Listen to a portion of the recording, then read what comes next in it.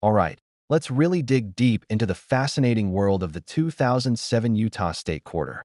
While it might seem like just another piece in the vast State Quarter series, this coin holds some genuine surprises that have made it a modern standout for sharp-eyed collectors. Released on November 5th, 2007, it was the 45th coin in the program, commemorating Utah's admission to the Union back in 1896. The design itself is a powerful piece of American history, capturing the pivotal moment when the Central Pacific and Union Pacific Railroads finally met at Promontory Summit, Utah, on May 10th, 1869. That Golden Spike ceremony wasn't just a photo op. It was the literal joining of a nation, transforming travel time from coast to coast from months to mere days, and fueling unprecedented economic growth. The coin beautifully depicts two locomotives, the Jupiter and number 119, facing each other with the iconic golden spike symbolically placed between them. Above this scene, the inscription Crossroads of the West perfectly encapsulates Utah's historical role as a vital hub for pioneers, traders, and later, the entire nation's rail network. It's a design steeped in the spirit of westward expansion and American ingenuity. So what's the real-world value of these era-lating Utah quarters? Let's be clear, your average, perfectly struck 2007 Utah quarter pulled from change is worth exactly 25 cents. But introduce a significant error and the value skyrockets. For circulated examples, coins that show obvious where from being handled and spent, a Utah quarter with a clear, prominent die crack, especially the one through state, typically commands between $75 and $175 in today's market. The price hinges on the crack's visibility, length, and how much it disrupts the design. A faint, short crack might only be worth $20 to $30, but a bold, long crack that bisects the locomotive? That's where you see the higher end of that range. Cuds are even more valuable. A circulated Utah quarter with a distinct, well-formed cud can easily fetch $250 to $500. The size and location matter. A larger cud near a key design element like the date or a locomotive is worth more than a tiny one near the rim. When we move into mint state, uncirculated territory, the values climb significantly.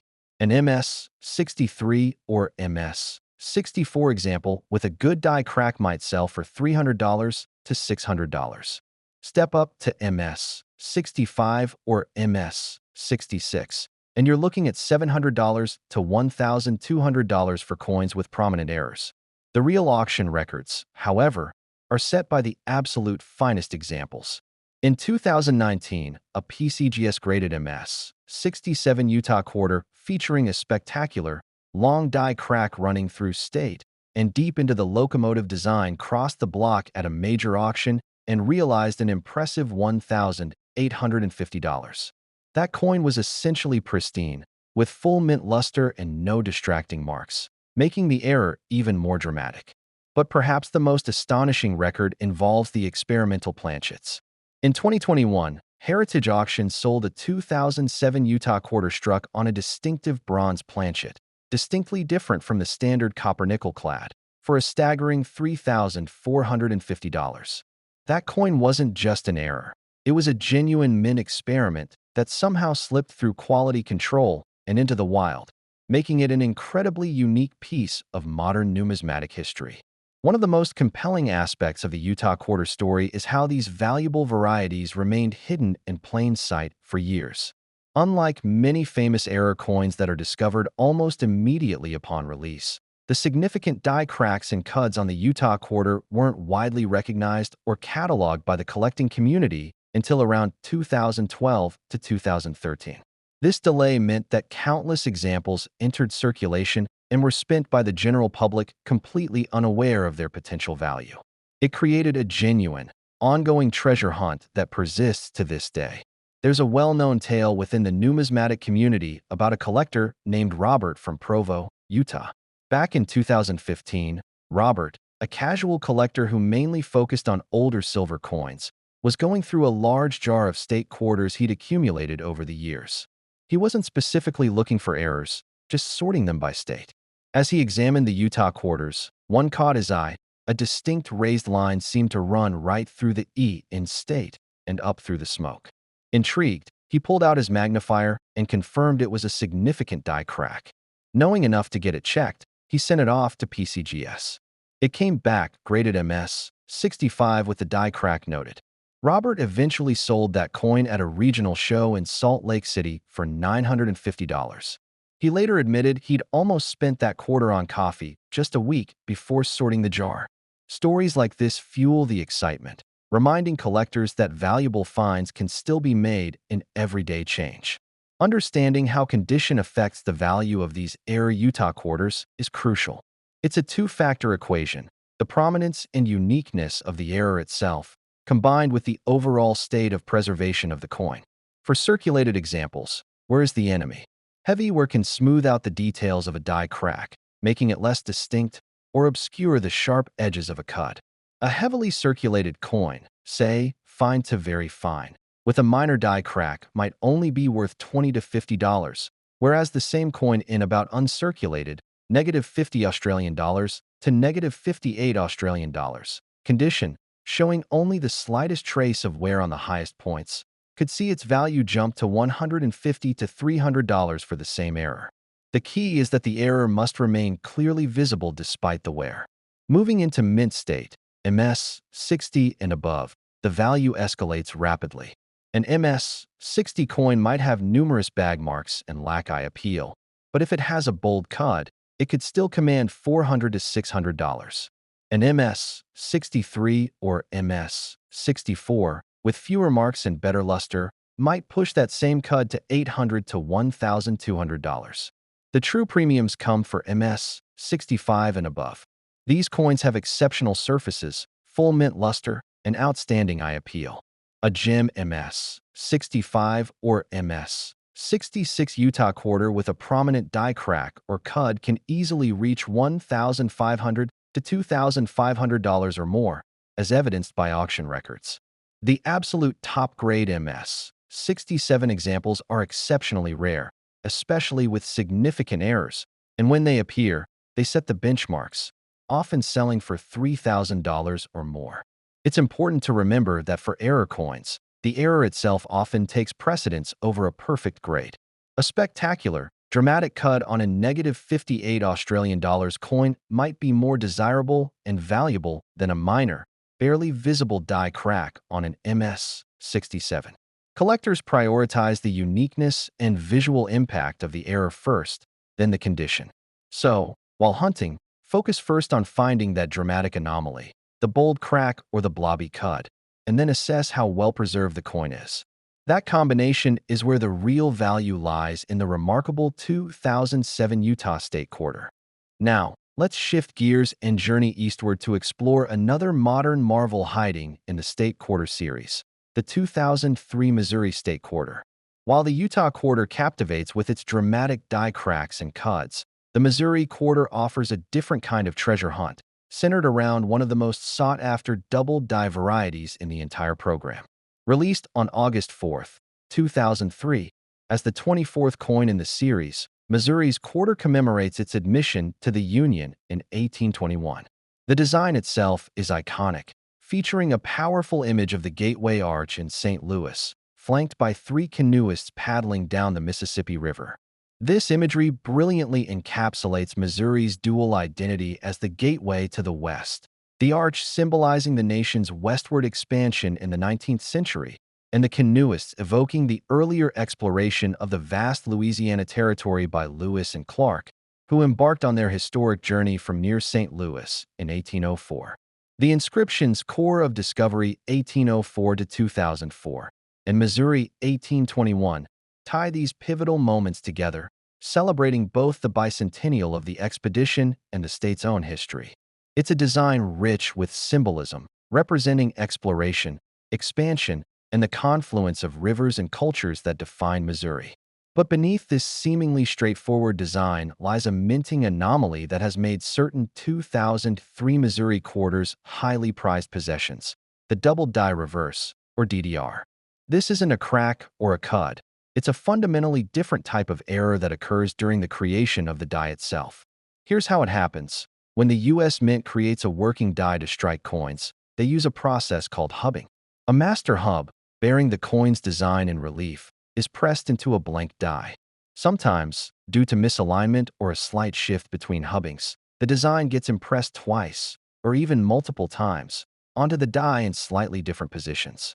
When this mishub die is then used to strike coins, it transfers that doubled image onto every coin it produces. The result is a coin where design elements appear doubled, tripled, or even multiplied, a distinct, visible separation that you can often see with the naked eye or a simple magnifier. On the Missouri Quarter, the most famous and valuable DDR variety is known by collectors as FS 901 or FS 902 for a slightly different stage, but it's more commonly referred to as the arrows to the arch variety. Why? Because the most dramatic and easily identifiable doubling occurs on the arrows held by the canoeists. On a normal quarter, the arrows are single, clean lines. On the DDR variety, you can clearly see distinct, separated lines. The arrows appear doubled, almost like faint shadows next to the main images. This doubling is also prominent on the canoeist's paddles, the lines defining the canoe itself, and even on some of the lettering, particularly E pluribus unum and Missouri. It's a widespread, dramatic doubling that transforms an ordinary quarter into a significant numismatic find. The value of the 2003 Missouri DDR quarter hinges almost entirely on the strength and visibility of this doubling. Like the Utah errors, a standard, non-error 2003 Missouri quarter is worth face value. But introduce the DDR, and the value escalates dramatically. For circulated examples, the value range is substantial, reflecting the spectrum of doubling visibility. A circulated Missouri quarter showing only very faint, minor doubling, perhaps just a slight thickening on the paddles or arrows, might only be worth $5 to $15. However, a circulated coin with clear, distinct doubling on the arrows and paddles, easily visible without magnification, jumps to the $50 to $150 range. The real sweet spot, and what collectors actively hunt for, are examples with strong, bold doubling. A circulated quarter exhibiting dramatic, well-separated lines on the arrows, paddles, and canoe, with doubling also visible on the lettering, can command $200 to $400 or more, depending on overall eye appeal. The story of how the Missouri DDR was discovered adds another layer of fascination. Unlike the Utah errors, which took years to gain recognition, the Missouri DDR was identified relatively quickly after the coin's release, thanks to the sharp eyes of dedicated error hunters scanning new state quarters. Within months of the 2003 Missouri quarter entering circulation, reports and images of the dramatic doubling began appearing on coin collecting forums and in error coin newsletters. This rapid identification created an immediate frenzy among collectors, who started meticulously examining every Missouri quarter they encountered. There's a particularly well-documented and inspiring story about a bank teller named Susan in Kansas City. Susan wasn't a serious collector, but she enjoyed looking through coins that came across her counter. In late 2003, shortly after the Missouri quarters were released, she noticed something odd about one. The arrows on the canoe looked like they had a ghost image next to them. Intrigued, she set it aside. Over the next few weeks, she found two more similar quarters. Remembering her nephew was into coin collecting, she showed them to him. He immediately recognized the significance and helped her get them authenticated. All three turned out to be the strong DDR variety. One, graded MS 64, she sold for $650. Another, an MS 65, fetched $1,200 at a local coin show. The third, which was the best of the bunch, graded MS 66, she eventually sold through a major auction house for over $2,000. Susan used that money to take her dream vacation to Hawaii. Her story perfectly illustrates the hidden in plain sight nature of these valuable modern errors and the real-world rewards that can come from simply paying attention. Understanding how condition affects the value of the Missouri DDR quarter is slightly different than with the Utah errors. Here, the severity and clarity of the doubling is paramount, often taking precedence over the absolute grade, though both factors are crucial. For circulated examples, where is the primary enemy of the doubling's visibility? Heavy circulation can rub down the raised doubled lines, making them appear faint or merging them together. A fine F12 coin with doubling that was originally strong might now show only traces, reducing its value significantly, perhaps to $20 to $50. And about uncirculated -50 Australian dollars to -58 Australian dollars. Coin, however, retains nearly full detail. The doubling on an AU coin will be sharp and clear, dramatically increasing its value into the $200 to $500 range for strong examples. The real magic happens in mint state.